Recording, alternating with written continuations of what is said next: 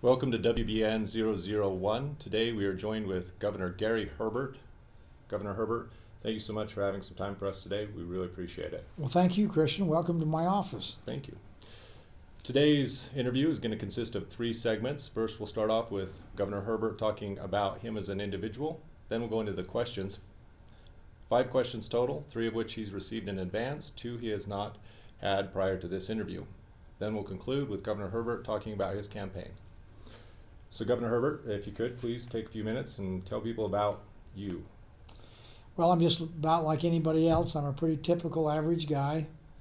I have opportunity to have been in the business world most of my adult life. I'm a former real estate broker and developer. My father was a contractor. We sold a lot of homes, built homes, helped people live the American dream. And I have a great belief in the importance of private property rights, which is the basis for our freedoms and the basis for economic development. It, in fact, is what's made America great. So I'm proud of my background in the real estate business.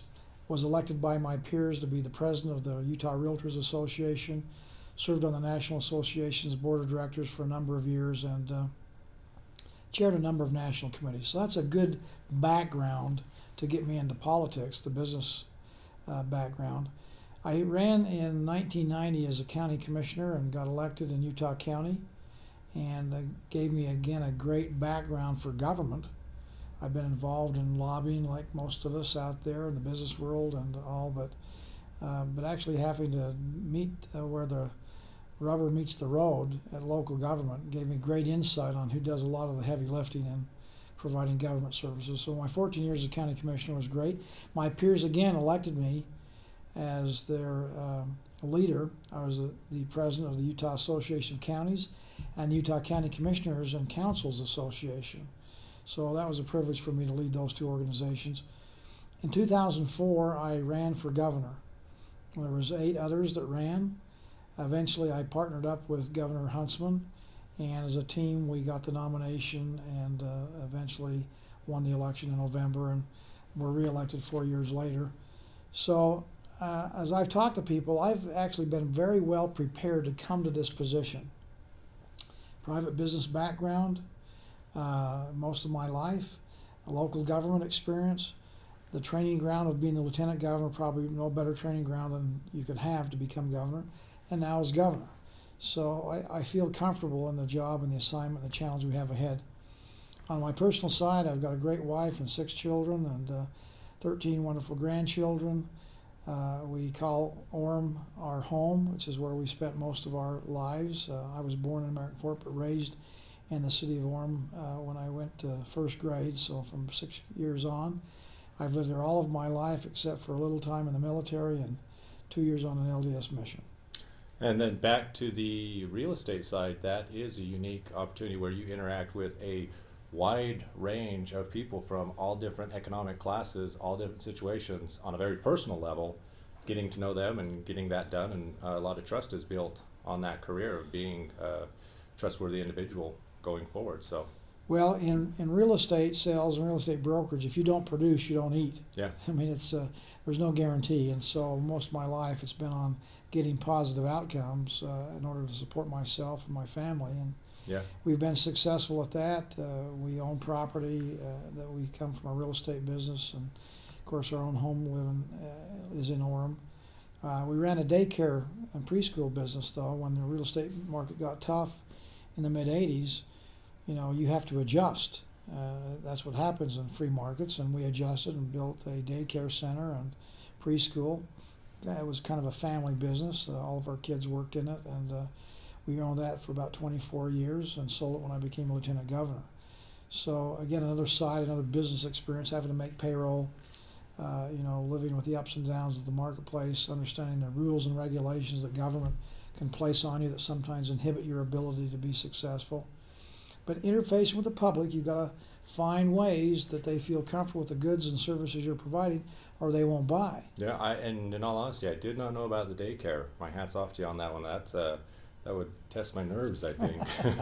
So that was great information I never knew. Yeah, my wife did a great job of really taking the management responsibility of that, and great experience for us. Again, particularly as we talk about education and the needs we have going forward here in our state, we have at least some experience in actually having to run a private school. Yeah.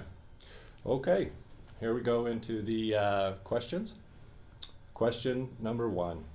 The 10th Amendment of the U.S. Constitution reads, "The powers not delegated to the United States by the Constitution, nor prohibited by it to the states, are reserved to the states, respectively, or to the people.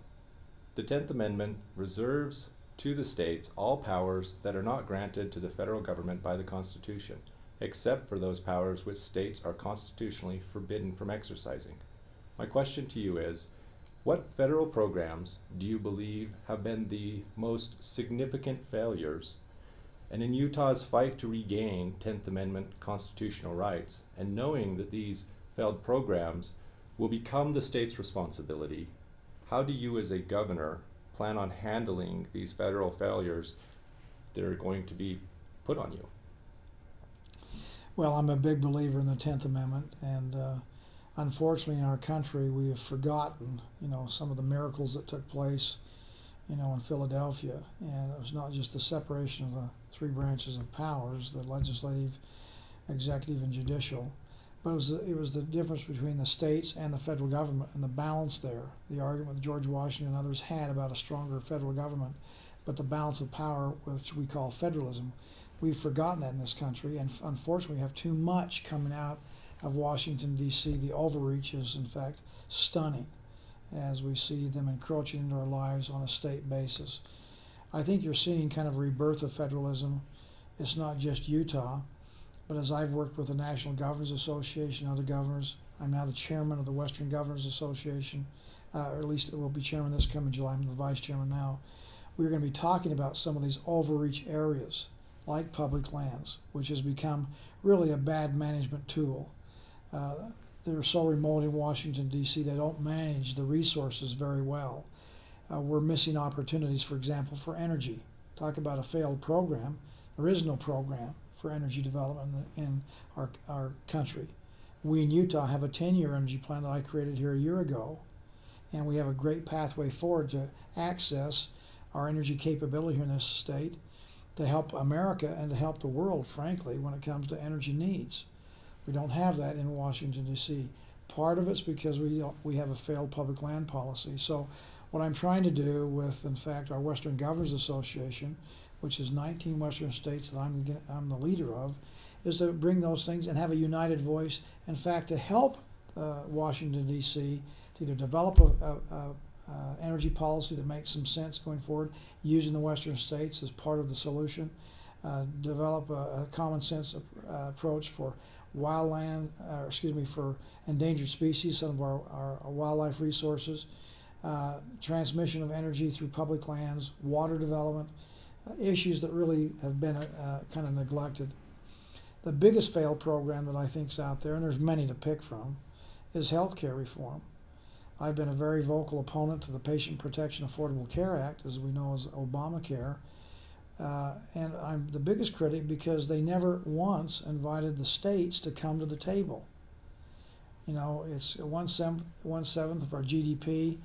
You'd think something that would have that dramatic of an impact on the states, that they'd at least ask for our opinion. And I've actually gone back to Congress and testified a couple of different times regarding the Obamacare. I've met with the president on 2 occasions personally to talk about the need that states have to have more flexibility and to take a page out of what happened here in the 90s with Governor Tommy Thompson out of Wisconsin, who said for welfare we need to have states to have more flexibility so that we can get more bang for the buck. Not the one-size-fits-all approach that comes out of Washington, D.C. So that's an area that we're actually leading the charge on out of Utah. About 2.5 weeks ago, I was invited by the Republican governors of this nation, 29, to go back and speak in behalf of the Republican governors on the antithesis to the Obamacare approach, talking about 7 principles that we as Republican governors think ought to be brought forth and developing an alternative. So it's not just a matter of repealing Obamacare, it's repealing and replacing it with what? And we believe it should be driven by states in finding ways with free market principles to in fact provide opportunities to lower the cost of health care, make it more accessible, and as you lower the cost, by the way, you do make it more accessible, and have the states lead that cause. So this is a proactive approach Yeah. for you to be involved in the creation this time. Yeah, we're very involved. Utah's actually taking the lead on it. We have our own healthcare exchange. We happen to be, as a state, by the way, the lowest cost healthcare in the nation. And we have about the fourth or fifth highest quality as it's evaluated by the Department of Health. We have by far the biggest stretch, the ratio of low cost to high quality. I mean, if you're going to be sick, you know, Utah's the place to be sick at. It just happens to be we're a very healthy state, but we have great quality health care here at a lower cost than the rest of the nation. That's why we are an example. So health care, Medicaid reform, we've presented many proposals. I've gone back too on these different proposals, and I've offered this to the federal government. I've spoken at two different, one House committee and one Senate committee hearing, and I've said, we will take 20% less money in Utah, and other states, I believe, will do the same. We'll take 20% less money. We'll help you balance your budget. Just take away the strings. Block grant the money to us. We understand the desire to have kind of equalization, equal opportunity for some of these programs on health care, Medicaid, etc., so that you don't get any differential between Maine or New Jersey. But we have opportunities here to do things better if we have flexibility. And we're leading the charge in that effort. That will help Washington. It's win-win for everybody. And again, this is another example of Utah taking the lead and bringing other governors together to help in that cause. All right. On to the second question. Over the past several years, there have been multiple issues the governor's office has faced that have resulted in high levels of public outcry, both in support and in opposition. Many people I have talked with express a feeling of frustration that the will of the people may be overridden by the volume of the special interest groups, a lobbyist, or other public officials. Almost all the people I've talked with believe the will of the people as a majority is the direction which should be followed. However, they do not feel the will of the people may be what's staying in front of a small but boisterous group's support or opposition. Most of these same people agree there is not currently a place where they and others can freely discuss an issue, receive input from the government, and have items surrounding the issue made transparent for them to educate themselves. They don't seem to want a blog, but rather a government web solution where the individual can research an issue, where possibly polling could be based on the registered member's stand on an issue, and it could be seen, and where there's an open forum for discussion on an issue. All agree that if they were able to engage the issue and believe they have an accurate representation of what the public's will is, the end result would be acceptable, even if it's not the individual's way that they wanted it to go. Is this possible to address this concern of the people? Well, I think there's some legitimate issues there. It is a democratic republic, and we should, as elected officials, represent the will of the people. And that sometimes may even triumphs over what we think in our own mind should be the right thing to do. I think in a republic, you need to represent the people. It's always a challenge, though, because sometimes the public is divided. Yeah. And I've met with people who said, well, you didn't see it my way, and I'm a little upset. Well, I saw it the way the other 50% saw it. And so there's a division there, and it's hard to make a determination. That's why we have, I think, platforms and principles that we ascribe to. Because what that does is when we elect somebody, we say, you know, I don't know all the questions that are going to be asked out there. I don't know all the issues. But I can kind of predict where he'll come down on based on his subscription to the principles of the party platform. So that's a good place to start. The second part of that, though, is that the public needs to get involved. They can't sit back on the sidelines. They need to be proactively involved. Sometimes we want to be kind of force-fed. Sometimes the public is ignorant of the issue, ambivalent to the issue. I don't know, I don't care. And we have too many people that are probably taking a powder when it comes to their own civic responsibilities. I've been involved at county level and then lieutenant governor and governor. I've worked with the legislature for many years with local government. Most elected officials, I'm talking about a high percentage of elected officials, really are trying to do the best they can. Whatever the difficult circumstances are and the decisions they have to make, they're trying to do the best they can on behalf of the people. It's only a handful that spoil it for the many, but they're trying to do the right thing. They need to have input so that they know where the people are at. Lobbyists, I know we kind of use that in a pejorative term, but if for many industries, for many business interests out there, the legislature can't know everything about everything. They don't have expertise that's that broad. So people that come in, government relations people, lobbyists that say, let me tell you how this will impact this industry. This is the pro, this is the con. They weigh that and consider it, and then they hopefully make a wise decision going forward. It might be interesting for your viewers to know that out of 400 and I think about 70 bills that were passed this past legislative session, out of about 850 that were introduced, of those 470 bills, probably over 400 of them passed virtually unanimously. So there's not a lot of fighting. We have some of the sensationalized bills that get a little more media attention, that sometimes are a little more controversial, and sometimes there's political philosophy differences. But most of them are just common sense, making adjustments and modifications. So my counsel to everybody is elected officials ought to reach out, have town hall meetings, have up their own web page where they can get input. They need to go out and about and get to the people. That's why I spend a lot less time here at the Capitol than most previous governors. I really do travel the state a lot to kind of get a sense for what's going on, not only in the Wasatch Front, but in rural Utah. And then the citizens themselves, they've got to be involved. They need to show up to their neighborhood caucuses. We've been abysmally poor in that until this past, caucus, where I'm encouraged that, people are getting involved. And if they'll do that, they'll get involved. They'll make sure that they elect delegates to represent the neighborhoods, and they'll know what's going on. They'll be in touch, and consequently, when everybody participates, the system works a lot better. Yeah, and on that note, I just want to point out that I did look at what in that same question of the people becoming more involved and taking the responsibility of being involved. I researched some of the election results of how many people in certain areas showed up to vote in correspondence in comparison to how many people lived there to vote, and it was very disheartening. So that is a message that I think does need to get out, that we need to be accountable and responsible for being involved. On to the next question.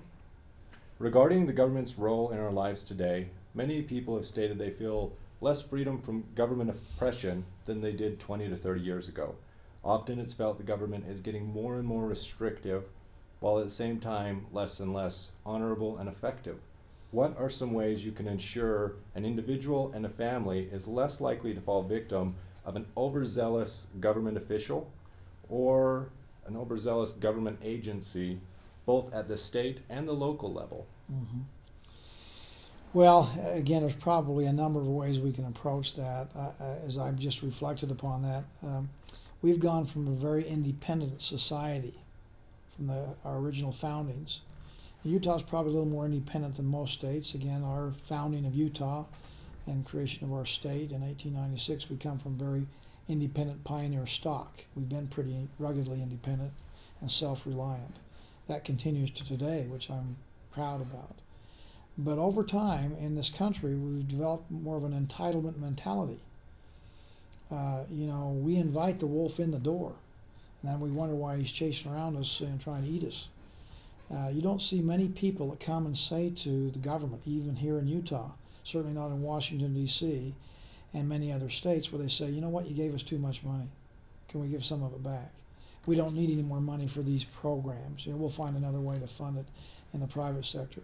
It tends to be coming hand in hand. We need a little bit more for the challenges. And, these people are sincere. There are real issues out there. And we're getting more and more where we trust the government to solve the problem rather than the private sector to solve the problem. You're hungry? We need to give you some food. It's the more left of center approach. Hey, you're hungry? I'll give you a fish. And you pretty soon say, hey, I'm hungry. Where's my fish? Where's my fish? It's like Pavlov's dog, I'm hungry. I'm looking around for somebody to give me a fish. The right of center approach is, hey, you're hungry. Let me teach you how to fish so you can take care of yourself. And maybe if you fish good enough, you can take care of yourself and somebody else. Maybe develop a fishing business and expand. That's free markets. That's capitalism. Yeah. So those are some different in philosophies, but we the people have said, where's my Social Security? Where's my welfare? Where's my government assistance on this, that, or the other thing? And we've become this entitlement society. And clearly that's what's killing us in Washington, D.C. with the budgets. Not everybody's willing to talk about it, but it's the entitlements. We don't have that much discretionary funding anymore. And unless we get the entitlements under control, we cannot get the federal budget under control. We're trying to take the opposite approach here in Utah, by the way. We've been very fiscally prudent. That's why we're one of only 8 states, for example, that has a AAA bond rating. And you know, Wall Street is a pretty incisive reviewer and analysis of our state's budgets and what our capabilities are. And when you think there's only 8 of us that got a AAA bond rating, you can see that the country's kind of gone a different direction. I'm proud of the fact that Utah is not one of them. So that's part of it. You know, the overreach that we see in the federal government, it's just almost like a natural thing. There's no end to good ideas and good intentions. Yeah, and that's a principle that happens with government. Well, I've got a good idea. I've got good intentions. I'm going to help make your life better, and we'll have government do it for you. Yeah. And it's just a kind of a natural yearning for we people to help you, and if we use the government to do it. So government tends to grow without really too much effort, and we the people are willing to take the entitlement, and we get hooked into this mentality, and consequently we have these programs that are growing out of control. Yeah. So you know, again, in Utah we're doing a better job of that than most states, resisting that. But I think we always need to be vigilant and make sure we're pushing back. In fact, we had a book written by one of our great legislators, Ken Ivory, called "Where's the Line?" And I was honored to do the foreword in that in that book. It's a kind of a booklet on it that he took some of my comments I made in my State of the State and my inaugural addresses, which got his mind thinking about where's the line, where's the overreach, where to draw the line between the state and the federal government. And I think Utah is doing much better than most states. Okay. So here are the 2 questions that you were not given in advance. And these are fairly short questions. I know we're short on time, so they're not really in-depth. The first one is, and I think you've actually addressed it in a lot of ways, and you didn't get the questions in advance. Entitlements and illegal immigration both are the 2 most commonly asked questions among candidates right now that are being directed towards candidates. Both are very heated issues. Knowing that the time is short for the discussion today, is there any main areas that you'd like to address that are your approach as we're going to solve these? And with the entitlements, I think you did really kind of go into that. And actually in the other, I think we have, but... Well, let me just address that, Christian. Again, the entitlements are something that's really is killing us.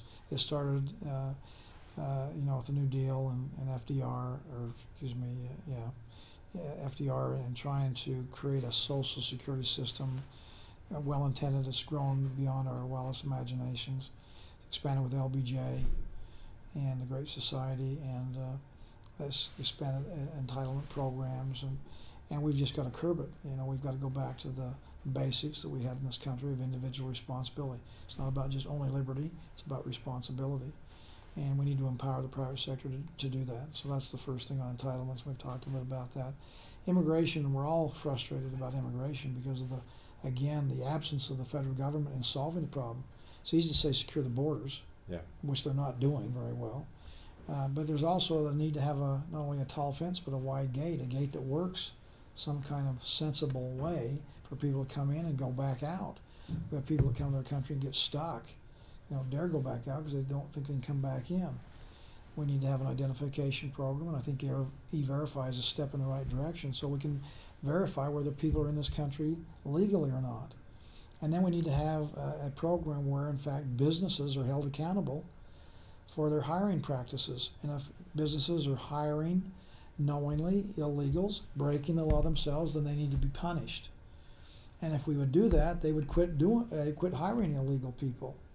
And if we quit hiring illegal people, which is rewarding bad behavior, then people's behavior will change.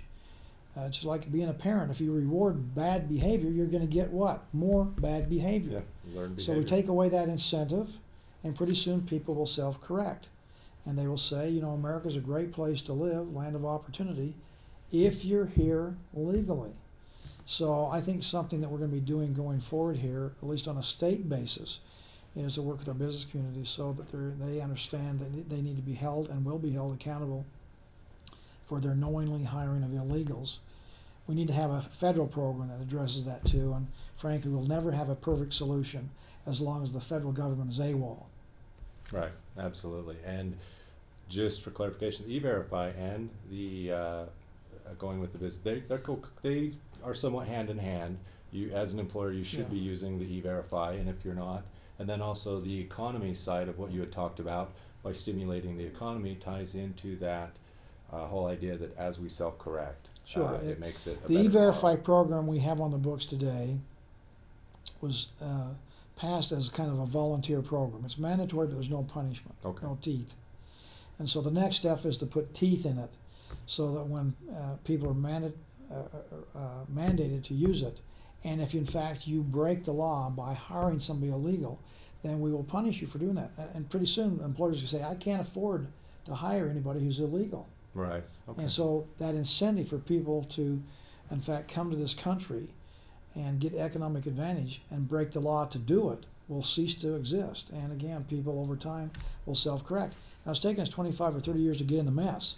It's going to take us a few years to get out of it. Yeah, and I think but this is a step in the right direction, and I feel good about it. And I think we're also getting some national attention here out of what's happening here in Utah. I think we've had a sensible approach towards it based on the rule of law. We need to go to the next chapter, the next step, and that'll be a stronger E-Verify with some teeth of punishment. Okay. Last question for you. What do you see as the main fight that you're going to take up if you're elected again to another term for that term?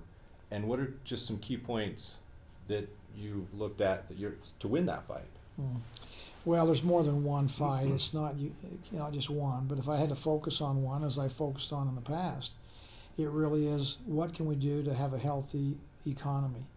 It really starts the foundation for our quality of life, for opportunity, is do we have a good, healthy economy, meaning, or are we creating wealth which creates jobs in the private sector? We don't want to redistribute wealth. We want to empower the private sector, which is where wealth is created. Create the next Bill Gates, the Alan Ashtons, the great entrepreneurs that we have in our state. And as we do that, we improve quality of life, economic opportunity for ourselves and for our children and our grandchildren. So the focus for every elected official ought to be making sure everything we do is creating a business-friendly environment in our state. And the good news for all of us is it's working. We've turned the economy around. We're doing very well economically now compared to other states. We're not to the promised land yet, but we're on the right road, going in the right direction. So that's got to continue to be our focus until we get everybody employed that wants to have a job. I won't rest until that happens. We need to stay the course. So that'll be a continuation in the next 4 years of having a healthy economy. But there's other issues like that are correlated to that effort, and that has to do with education, making sure we have skilled labor force that lines up with the demands of the marketplace. We will not have long-term sustained economic growth if we don't have the skilled, educated labor force that lines up with the demands of the marketplace in a free market. So that's got to continue to be a significant focal point. Thirdly, energy. One of the reasons we're doing better is because we have energy capability. You look at the economies that are thriving in America today, mostly all energy states. We are the least dependent on energy of any of the successful top 10 states in America because we've done a very wise thing. We've diversified our economic base. We have a lot of different sectors that are growing. In fact, all sectors in our state now are growing again except one, and that's government.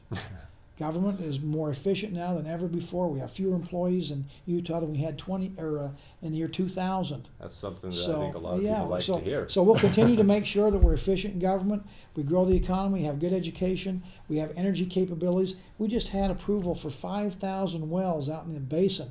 We've been working on it for a year. 5,000 wells translates to about $4 billion of investment out in the Uinta Basin, creating hundreds of jobs, opportunities, not only in rural Utah, but opportunities along the Wasatch Front. A tremendous breakthrough that we've had here. So those are all part and parcel. I would just close by saying the biggest challenge we face as a state is that we are a fast-growing state, probably the fastest in America. Highest birth rate in America, larger family sizes, And those challenges of having an economy that expands commensurate to accommodate the growth that's taking place in our state from inside, and people want to come to our state because we have such a great quality of life, are real issues. Pressures on our roads, our infrastructure, our water needs. Water is the only limiting factor for growth in Utah. Pressure on our prisons. Even if we don't have a rise in crime rate, we'll have increasing numbers with our population that will go into our county jails and our state prisons. So the pressures of growth are real that need to be addressed and allowed for, again, as we go forward. So I can tell you, I'm really optimistic. We got challenges, but by golly, we're doing good in this state, and we're moving down the right road in the right direction. I've never been more optimistic about Utah's future. All righty. Let's finish this up. If you could just tell the people a little bit about your campaign, anything you'd like to talk about with that. Well, again, I'm honored to serve as governor. It's a humbling position. It's certainly a challenging time in our country's history and the world for that matter. I feel good about what we've been able to accomplish in the last 2.5 years that I've been governor. In virtually every measurable category, we've been able to improve things. We talk about sending people to Washington to turn around the country, and we certainly want to see that happen. We're talking about sending Mitt Romney, a turnaround expert, to turn around the country. Well, the good news that I feel wonderful about is that since I've come into the governor's office 2.5 years ago, we've turned around Utah. I came in at the depth of the Depression and the economic downturn, or we now call the Great Recession. Unemployment rate was at 8.3%. It's now down to 5.7%. We created 36,000 jobs in Utah these last 12 months. So we've turned around the economy. Our retail sales are up 11.2%. Exports up 41%. Personal income up is near 5%, the 5th highest growth rate in the nation. So again, we'll stay the course. We'll focus on that as we go forward. Education, talk to your school board members, talk to your teachers, talk to your superintendents, your principals. We are pulling together in a way that we haven't seen in a number of years in Utah, and we need to. We have a goal in Utah of 66 by 2020, meaning that by the year 2020, 2/3 of our adult population ages 20 to 64 need to have some kind of post-high school certification or degree. We're on track to do that. It's a challenge for us to do that, but if we don't do it, our economy will underperform. I feel good about the fact that we're pulling together everybody, whether you're a pro-voucher guy like me or just a traditional public education or charter schools or private schools or homeschooling. We're pulling together in ways that I think are going to help raise the bar on achievement and proficiency and ultimately economic improvement. Our efficiency in state government is great. We're doing more with less. We've embraced technology. The fact we have fewer employees now than we had in the year 2000 tells us something. The fact we're one of only 8 states that has a AAA bond rating tells us that we're managing your money well. We revere and respect the taxpayers' dollars. We're doing more with less. We're just the opposite of Washington, D.C., which is doing less with more. We are a leader in this country. I have an opportunity as the incoming chairman of the Western Governors Association, a major participant in the Republican Governors Association, to unite governors' voices and have a united effort to help change the attitude of Washington, D.C. and say, watch what we're doing here in Utah. You ought to copy what we're doing. We are doing it right. And if you'll follow the same principles in Washington, D.C. we're following Utah, you're going to have some of those same successes we're having in Utah. So I'm pleased to be a leader in the governor's movements out there to help the states lead the charge in turning around America. So I think we've won the national championship here twice in a row on my watch. I'm looking for a three-peat. And with your support, I'll be able to take it for 4 more years and make sure that Utah continues to be the best place in America to live, to raise a family, and to do business. Thank you very much. Governor Herbert, thank you so much again for your time. We really do appreciate it. Thank you. That's going to conclude it for this episode of WBN 001. Be sure to watch the review that I'll give of all of the candidates. And until next time, thank you.